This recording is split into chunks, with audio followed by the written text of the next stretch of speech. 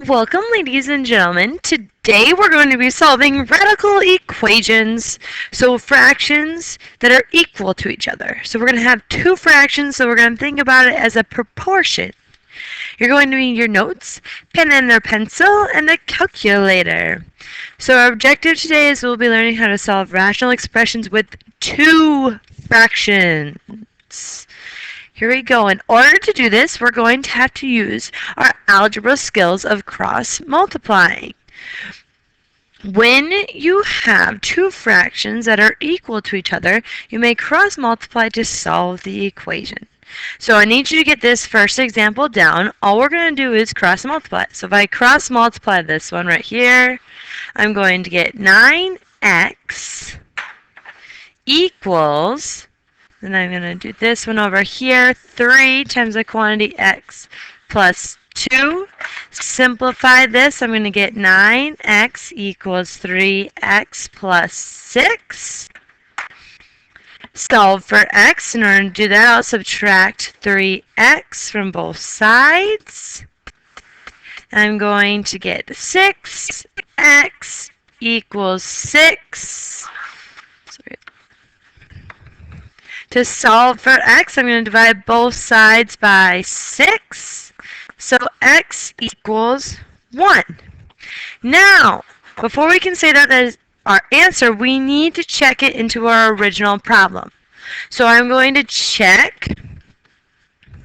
All I'm doing is plugging in 1 wherever there's an x. So I'm going to have 3 over 1 equals 9 over 1 plus 2. Simplify that, I get 3 equals 9 over 3. 3 equals 9 divided by 3 is 3. So yes, x equals 1 is a solution. So make sure we have this example down, and I have two more examples that you need to get into your notes, please. Example number 2.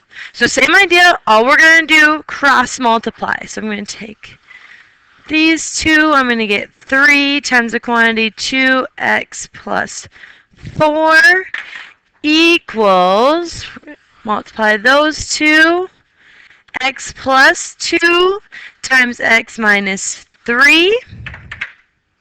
When we simplify this, we're going to get 6x plus 12 equals, over here we have to distribute, so I get x squared minus 3x plus 2x minus 6. Now I'm going to simplify my right side, so I get 6x plus 12 equals x squared minus x minus 6.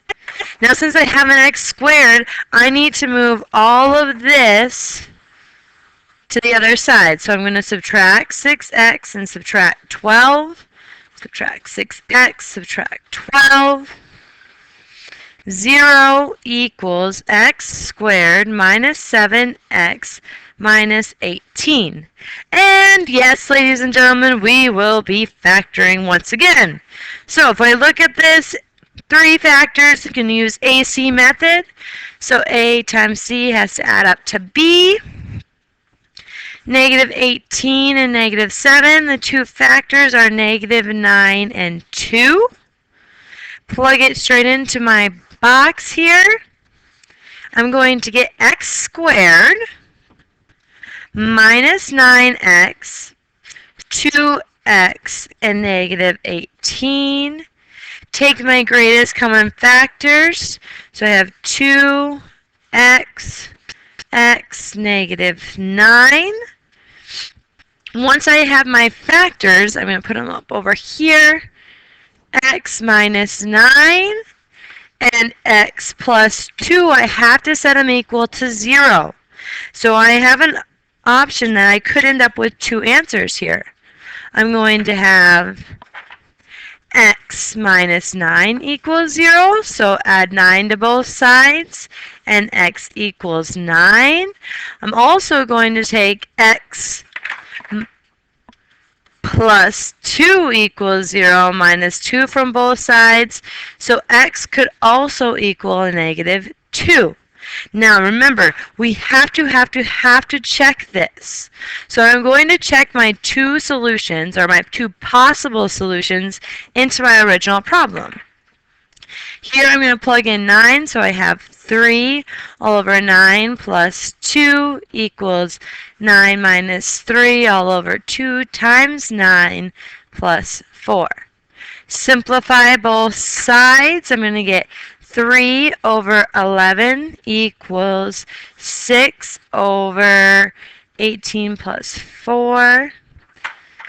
3 over 11 I can't simplify, so I'll keep that, and this is going to equal 6 over 22. Now 6 over 22, ladies and gentlemen, can be simplified. So I get 3 over 11 equals 3 over 11. And that is correct. So 9 is a solution. Now we have to come over here and check to see if negative 2 is a solution. So I'm going to plug it in for x. I have 3 negative 2 plus 2 equals x. Oops, excuse me, not x. Negative 2 minus 3 all over 2 times negative 2 plus 4. Simplify. So here I get 3 over 0. Now right here, you guys, we can stop. If we think about this, we cannot have this. We cannot divide by 0. Remember that. We cannot divide by 0, so this is not a solution. This one doesn't work because it's not possible for us to divide by 0. So we can stop right there on that one. Alright, ladies and gentlemen, last example. Then I want you to get into your notes. Start this one just like we did the other two. We're going to cross multiply. So I'm going to get 4 times x plus 5 equals x plus 1 times x minus 1.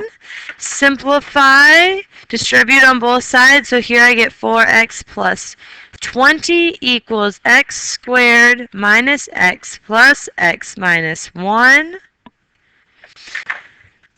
Left side I can't simplify. I'll leave as is. But my right side I can simplify. It's going to be x squared. Those cancel out. Minus 1. Get it all by itself. So I have an x squared. So I'm going to subtract 4x and subtract 20. So I get 0 equals x squared minus 4x minus 21. AC method here, so I take A times C has to add up to B. Negative 21 and negative 4. Factors of negative 21 and 4 are negative 3, or excuse me, negative 7, positive 3. Plug that into our box. I get x squared minus 7x plus 3x minus 21.